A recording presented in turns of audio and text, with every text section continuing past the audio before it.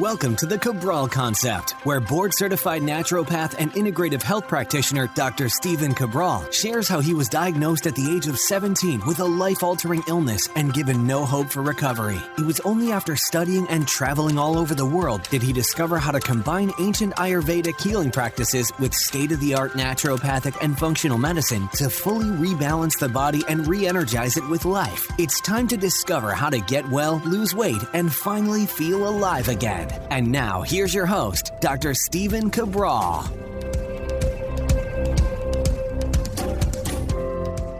Hi, everyone, and welcome back to the show. Thanks so much for joining me here today on this Motivation and Mindset Monday, where each and every week we look forward to hopefully connecting with you and being able to inspire you, to motivate you, but really give you real-world tips on how to move forward in the right direction with your life. Today is no different. Today we are going to be talking about how to reframe your negative thoughts. With so much anxiety going on right now, with so much overwhelm in the world, I thought that this would be the perfect topic to share with you today.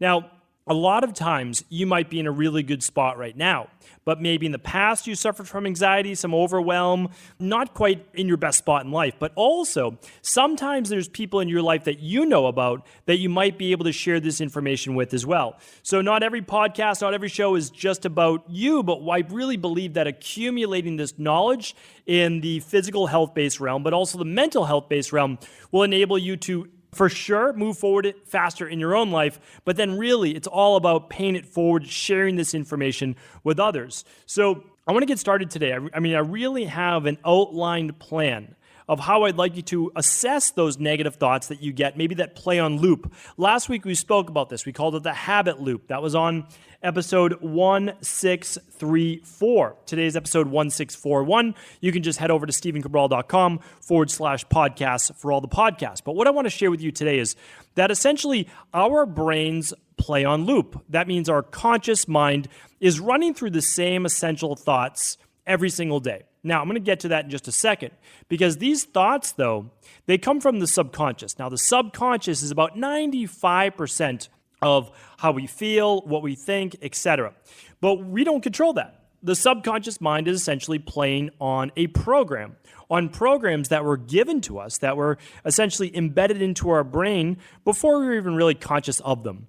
When we were more in that receptive-based state, that theta-based state, that lower alpha-based state. Now, why does that matter? Well, before the age of 8, we kind of pick up a lot of what we believe now today from the subconscious through essentially modeling our environment. And that's because there's not enough time to learn how to live in the world. So what your brain does, and the beauty of our intellect, is that we pick up a lot of these things subconsciously. Now, some of them are great, some not so great, but regardless, they're playing on loop in the background. Why are they playing on loop? Well, for the most part, the limbic center of the brain, the limbic brain, the old brain, is there to keep us safe. So whenever it believes that there's a threat, it starts to alert you as to watch out for this, and it keeps that then in the forefront of your mind, meaning like always brings it up to your conscious.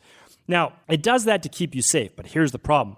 If you always think you're in danger, you're more than likely to be hypervigilant, so you will stay safe. The problem is you very well might be anxious. You might be irritable. You might be overwhelmed because you're in this exaggerated sympathetic nervous system dominant state, the fight or flight state. Now, we see that in a health-based practice correlate with typically higher levels of cortisol. Eventually, they start to actually become depleted. And we see lower levels of DHEA, that powerful anti-aging hormone, lower levels of testosterone, lower levels of progesterone in women, leading to estrogen dominance, low thyroid, gut-based issues, migraines, etc. So what I'm trying to share with you today is that the mind and body really are connected. And the more that you're running these negative programs and having these negative thoughts, the more that it affects your physical body as well. And it ages you to a far faster degree. Causes fatigue, causes all sorts of inflammation in the body. You can check out previous podcasts for that. So when I speak with someone about these negative thoughts, this loop of negative thoughts that come about every single day, the first thing I want to ask themselves is that when you're having all of these thoughts, I want you to keep in mind that just because you're having the thoughts doesn't mean that they're true. And I want you to think about that for just a moment. Just because you have the thought doesn't make it true. And you might say, well, I had the thought. It's there. That means it's a part of me. It has to be true. Not necessarily. And I want you to think about it this way. We've all probably, when we were kids, maybe played that game, sat around in a circle. One person whispers a short story to the person next to them, and it goes around the circle. And maybe after 8 people, 10 people, 12 people or so, the last person has to share the story of what they heard. And you will notice that for the most part, it doesn't really match up with what the first person shared for that story. Now, the reason why I relay that to you is that how true are your thoughts, even in relation to your own life, for things that happened a year ago, 10 years ago, 30 years ago? I know that we like to believe that we remember in crystal clear detail, but I think that if you actually did a little bit of regression therapy or went back or really looked at this, maybe from an outside point of view, and we'll be talking about that in just a moment, that you'll see that sometimes we tend to misremember the past. Sometimes we make it out to be worse than it was, or sometimes we make it out for those glory days to be better than they really were. What I want to share with you today is that regardless of how negative that past was or how negative those events were, whether they were or they weren't, is that you control your thoughts. Now, I know it's hard to believe right now. I didn't used to believe that I controlled my thoughts either. So trust me, I know it's a strange thing to believe that you can control your thoughts because they seem to pop out of nowhere. Well, they're not popping out of nowhere. They're bubbling up from the subconscious. And since we know the subconscious is about 95% of our programming and what moves us through life, and it's why essentially all of us have a thermostat, and that thermostat is set to the level of achievement we can create in our life for our career, our health, our bodies, our relationships, our spirituality. But the thing is this, is that just because the thermostat might be set right now at 72, doesn't mean that you can't shift it down to 65 or up to 75. You just have to be aware that you have a thermostat in the first place, right? That's the big thing. I didn't know about any of this until my mid-20s. And then I was fortunate enough to begin to and read about great thinkers like Earl Nightingale and Nightingale Conant. And I just remember running through all of those audio-based programs. I had to listen to 2 a month minimum. And then I started reading more and more books on the subconscious mind. And I always recommend the book by Dr. Joseph Murphy, The Power of the Subconscious Mind. It's just one book. There are many books. Psycho-Cybernetics is a book I've been sharing in the IHP Mastery Program. Psycho-Cybernetics is by Dr. Maxwell Maltz. And again, a brilliant, brilliant plastic surgeon. And just give you a quick note here.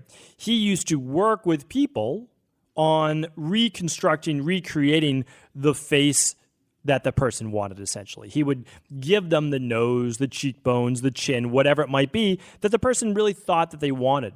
The problem was he would visit with them and meet with them months after surgery, and they still weren't happy. They thought that getting this new look would give them the happiness that they wanted, when really the happiness is inside, that we don't get to enjoy that life that we want until we begin to reframe a lot of our negative thinking.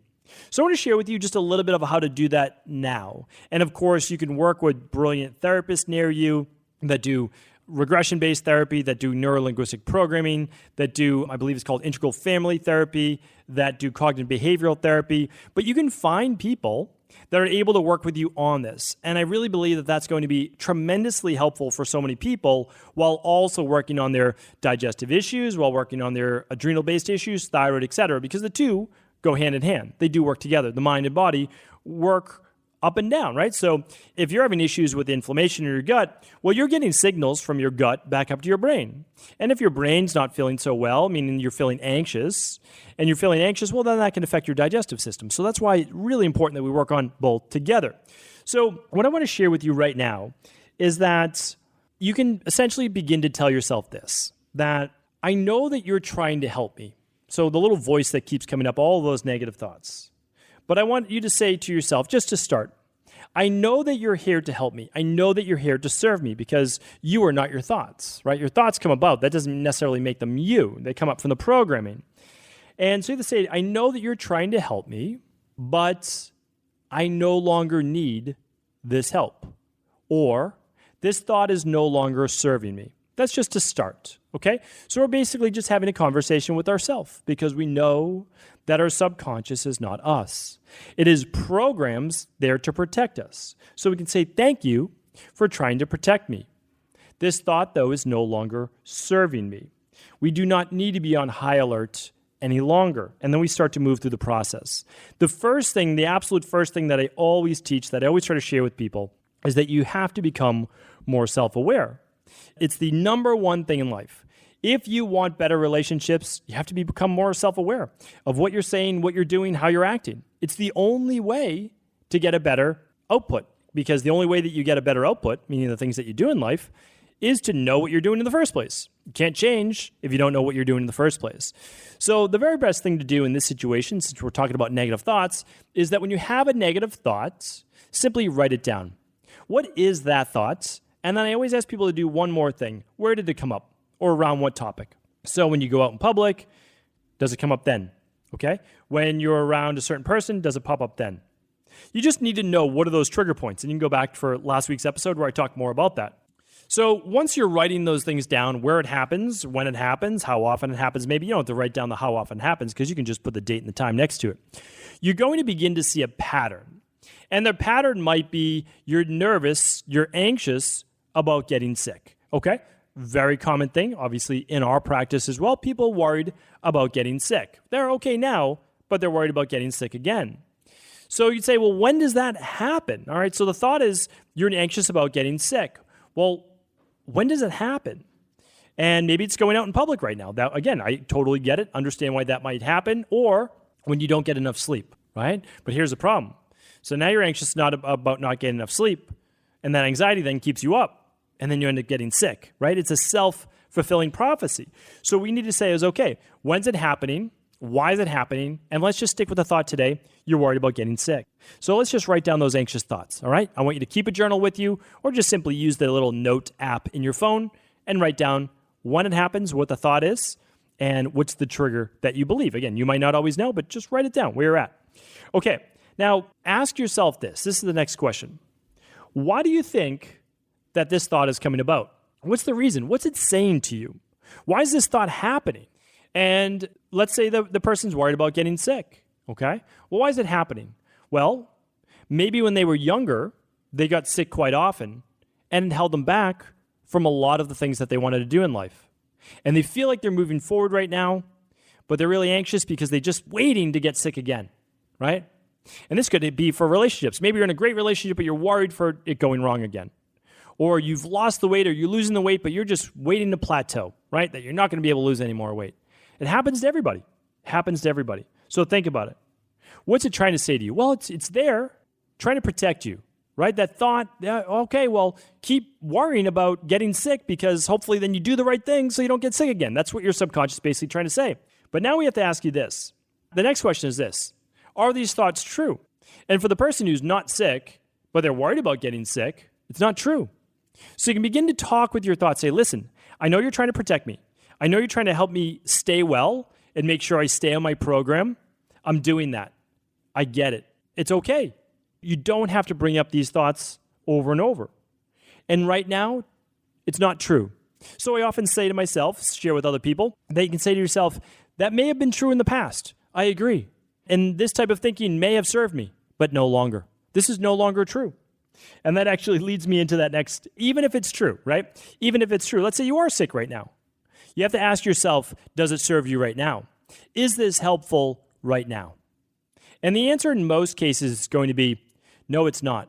Whatever is causing you anxiety is something that may happen in the future, or it happened in the past, right? We tend to dwell on the past, or we're anxious about the future. Is it helpful right now in this moment? Now, if it is, we'll get to that in a moment. But if it's not, you have to say to yourself, thank you for sharing this thought with me. There's nothing I can do about that right now. I'm not going to worry about it. I'm going to deal with that if and when it comes up in the future. Or if is just better. I'm going to deal with that if it ever comes up in the future. There's a lot of that right now. There's a lot of that right now in my life, everybody's life, right? We have no idea what's going on in the health world around us, the political world around us, the economic world around us, the international relations around us, like all of those different things, okay? A lot to worry about. Is it helpful? No. Except for one tip I'll share with you in a minute that will help immediately begin to put your anxiety at bay. But the other part is, for the most part, it's no. Nothing I can do about that right now. It's not that I'm not going to be prepared. Nothing I can do about that right now. The next piece is this. This is a great one. If a friend was dealing with this same problem, what would you give them for advice? Not you. What would you give a friend? And I always have to do that in my health-based practice. So let's say I have a family member, someone I'm close to, or even myself, and I look at a lab and something's off. What advice do I give them? Or symptom-wise? What advice would I give for my own children? Now, I'm very close, right? We're a family.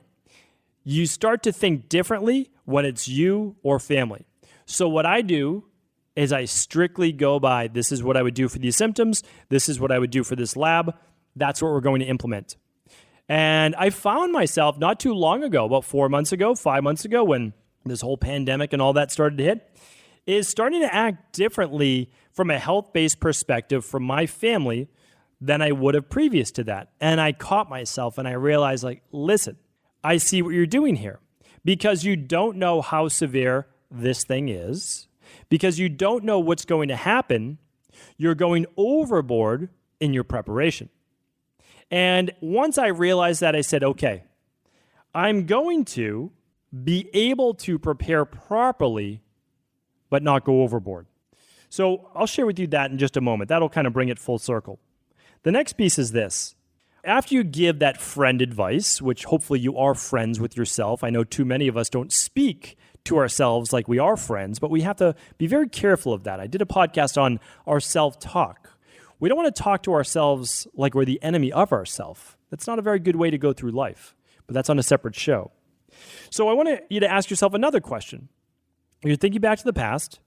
You're giving your friend advice. You might even ask your other friend this same thing. Is there anything positive that came from this current situation, this form of thinking, or whatever troubling thing may have happened in the past, or what may happen in the future? For me, given the current circumstances, I realized that really important to make sure that you're spending time with those that you love, with those that you care for. I always knew that. I really did. I mean, one of the reasons why I'm using the whole topic around health today is that for many years, I was very angry, very upset, and worried all the time that I would relapse and get sick again. I mean, you're talking to someone that had autoimmune issues, that had blood sugar issues, that had Addison's disease, that had POTS, postural orthostatic tachycardia syndrome, and a multitude of other immune dysfunctions. So, and I was always relapsing. I mean, it's not that this happened every once in a while. I would relapse 4 or 5 times a year, get better, start to feel like I'm getting better, all of a sudden relapse again, sinus infection, pneumonia, bronchitis, swollen glands, in bed, brain fog, you name it, okay? So I knew about that. And really, the only way I was able to push to that next side is, yes, I met my mentor.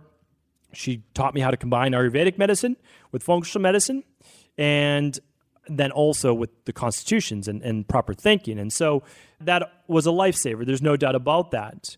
But I began to shift, and I realized that I'm no longer that person. I don't have to be worried about getting sick anymore. And the reason I said was this. Listen, you're probably going to get sick again. And here's why. Because everybody gets sick, and that's okay.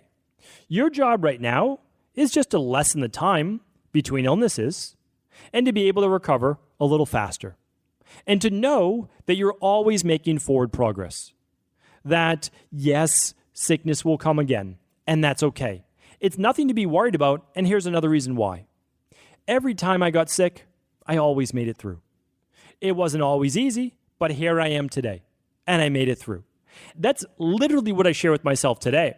If I start to feel that tickle in the back of my throat, little dryness, little congestion in the sinuses, I say, right away, my thought process wants to go to oh no, here we go. Now, I just breathe, I relax. I understand that I have the protocols, that I'm able to overcome this, and a big part of that is my mindset. This will last for a couple days, maximum, and that's it. And it starts to shift your thinking. So what am I doing? Well, I'm reframing those negative thoughts. And the same can happen for you. You'll begin to work the process. I'm going to give you just a couple more and then we'll recap. So what I would say is this. This is a big one for me. Is there anything that you could do right now to decrease your anxiety? Is there any action you could take right now to beat this anxiety? And that is one of the most tremendous things possible, because what happens is this: your brain will run on a loop until you do something about it. And thoughts are not going to get you out of it. Meditation, all of those things are great. But I'll tell you right now, what's even better, truthfully, and again, being honest, truthfully, I love meditation, but doing something to beat that anxiety. If you take an action, what are you telling yourself? You're in control. You're in control of those thoughts. Okay, you want to tell me that I'm worried about getting sick? Good, I'm going to eat good food today. I'm going to do a sauna today. I'm going to do my zinc spray. I'm going to take my immunity protocol. I'm going to do all those different things, right? That's what I'm going to do. And you know what? Now I did everything that I could. I did everything that I could within my power, within reasonable power, to keep myself healthy. Now, if I get sick, I get sick. That's what I tell myself all the time when I'm traveling. I used to travel all the time, twice a month, speaking at different events, putting on seminars, all these great things. And I would get on a plane, 200 other people on the plane, probably 10% sick, coughing, sneezing. Somehow they always end up in the seat behind me. It's one of those things. So what did I do? I said, not a big deal. If I get sick, I get sick. I'm not worried about it. That helped reduce the anxiety. The other thing I did, though, I didn't wait. I did my intermittent fasting. I did my immune protocol. I did all of the things to keep myself well, right? So I do them. I do both. Doesn't matter. I'm going to be okay. Either way, I'm going to be okay. And then, of course, I'm taking action. I'm doing the immune protocol to keep my immune system boosted. So what action could you take right now to improve those negative thoughts? What are your thoughts telling you? I mean, they're trying to tell you something to keep you safe. So what action can you take right now? Something with your relationship, something with your career, something with your body, your health, or your spirituality. What one action can you take right now, today, in order to alleviate some of that anxiety? The last one is this, and this is a big one. Understand that not every day is going to be your best day, but you have to continue to work the process either way, right? So not every day is the best day. I say that to myself now. Hey, listen, it's just a day. I tell myself every single day, okay, and hopefully it doesn't happen that often. But if today's a bad day, that's okay. And anybody who asks me like, oh yeah, a lot of stress today, this and that, they said, oh, that's too bad. I said, you know what? No big deal. Tomorrow's a new day. I literally say that all the time. Hopefully not all the time, but let's say it happens once a month. That's okay. I'm okay with once a month. Tomorrow's a new day, right? Tomorrow is a new day. I get to start over then. So what do? I go to bed earlier that night. I plan out anything that I can do to try to overcome whatever stress, whatever challenge I have. And then I realize I'll have a fresh mindset tomorrow when I wake up. I slept on it. Didn't do anything outrageous. Didn't do anything crazy. I slept on it. Okay, new mindset. Problem still there? Okay, let's deal with it. Let's take care of this. What action can we take? If we can't take the action today, how can we prepare? So if you're worried about getting sick in the future, what's the exercise you can do right now? What's the detox you can do right now? What is the healthy food that you can do right now? What's the immunity supplement protocol that you could do right now? What can you do right now? What's the extra sleep that you can get right now in order to keep yourself healthy? Because those are things that you do have control over. So if you're able to control those, you're doing those, well, your likelihood then for getting sick goes down dramatically because you're doing the things that healthy people do. Now, if you worry about it, eat a lot of comfort foods, you stay up late, well, those are the things that will lead to the sickness, right? They're not going to lead to the good health. Those things lower your immune system. We know that stress lowers the immune system. A lack of sleep lowers the immune system. Processed foods lower the immune system. We know these things, right? So if we do the opposite of those, well, we give ourselves a better chance of boosting our immunity and keeping ourselves healthy. It's what I do to this day. Sure, I mean, you're telling me that I don't like pizza, that I don't like ice cream, that I don't like all of these things? Of course I do. Well, maybe it's not of course, but I absolutely do. Now, do I do them even though that's what my taste buds would like? No, I don't. Do I still do a flex meal once a week? Absolutely. Because that's the compromise. I still get to enjoy the foods that I want, but I just don't go overboard. And then I do the other things in order to keep me healthy. Now, again, it might be different for you in terms of relationships. But what is it right now? What are the negative thoughts that you have that you can begin to work on? Because really, that's all that it's all about. Remember, your thoughts, they lead to feelings. Your feelings lead to actions. Your actions lead to your life. Your life leads to feelings, right? And we start to loop back to more thoughts, more feelings, and the actions we take. If we can begin to change those thoughts, you're not going to stop them. Let them come up. Listen to them. Be more self-aware. See if they're serving you. If they are, take action on what you can do. If they're not, begin to realize just because you have the thought doesn't mean it's true. That you no longer have to have that thought. That it can be replaced with other more positive thoughts. You can begin to work with this with a neurolinguistic practitioner with a cognitive behavioral therapist, with a psychologist, with a regression therapy-based practitioner, with a hypnotist, and many different types of people can actually work with you on this. But I want you to realize from one person that used to suffer with this to another that these can be overcome, that you are able to change your life. You are able to change your thoughts. And I have no doubt that with a little bit of practice, a little bit of time, you'll get there as well. Thank you so much for tuning into today's show. Always happy to have you. And of course, if this show was helpful, please do feel free to pass it along to anyone else you believe it could serve. Did you know that the body really only becomes sick or imbalanced in only two ways? Over time, you become deficient in vital nutrients, and you also accumulate toxins internally and from the environment. As those nutrients diminish and you increase your total toxic load, your body then begins to show the first signs of dis-ease. It's actually quite predictable, and the good news is that if we know how you began to fill up that proverbial rain barrel, we also know how to empty it to begin the healing process. I was fortunate enough to learn this ancient healing process from my mentor after suffering from debilitating diseases for close to a decade. It was only when I began to implement these techniques did I finally overcome my illnesses and go on to live a life of energy and vitality that I now enjoy. I'd like to share with you now what I discovered after traveling all over the world and how to combine the best of ancient healing wisdom with state-of-the-art science. Allow me to teach you exactly how I've been able to help over 250,000 people to empty their rain barrel and begin to transform their body and lives into what they've always hoped they could be. To get your copy of the international bestseller, The Rain Barrel Effect, simply go to stephencabral.com/rainbarrel.